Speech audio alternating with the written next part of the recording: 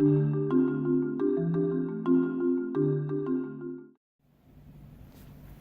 here on the bottom of the screen, if you move the mouse cursor down there, is the shelf. The shelf are where some of the apps you use will reside, and you can choose to put certain apps or shortcuts down there if you want.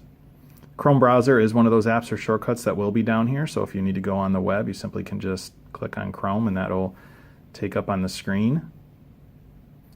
The little icon here in the bottom left corner, the little circle, that launches just the Google box.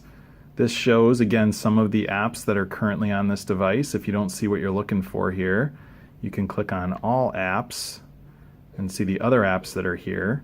If there is an app that's here that you plan to use quite a bit, let's say Google Classroom, and you want that to be on the shelf, you can simply come in here, click, and drag this down and park it on the shelf, and then that app will sit there, and it's just a quicker way to get to that app or that website. Here's another one for Seesaw. Let's say you plan to use Seesaw quite a bit. You can put that down, put that down on the shelf as well.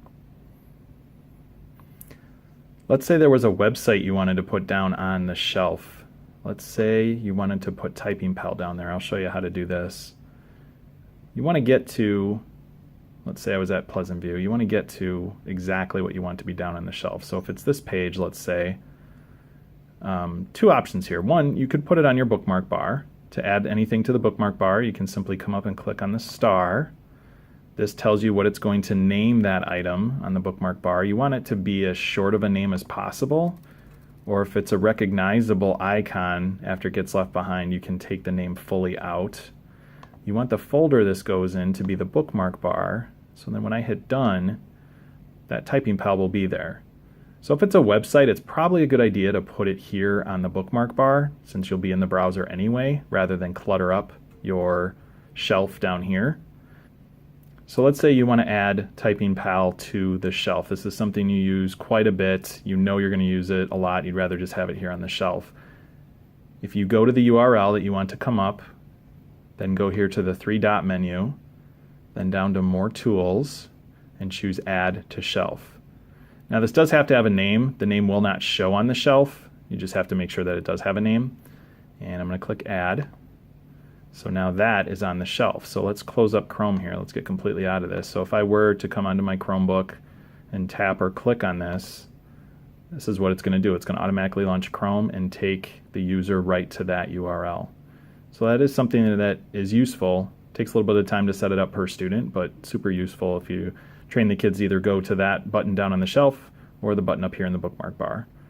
Again, you don't want to clutter up the shelf too much with all the bookmarks. You probably want to use some on the bookmark bar within the browser as well. One other consideration to think about when you're putting things on the bookmark bar or the shelf. If you put something on the bookmark bar and the student is using other devices like a Mac machine or a Windows machine, bookmarks will be there in the Chrome browser when they sign in on that machine. Mac and Windows don't have the shelf. So that's another reason, strategy-wise, to put something in the bookmark bar if you know the student's going to be put on other devices at school, or if they may be signing into things at home, Mac or Windows machines at home. Having a bookmark in the bookmark bar is the better option.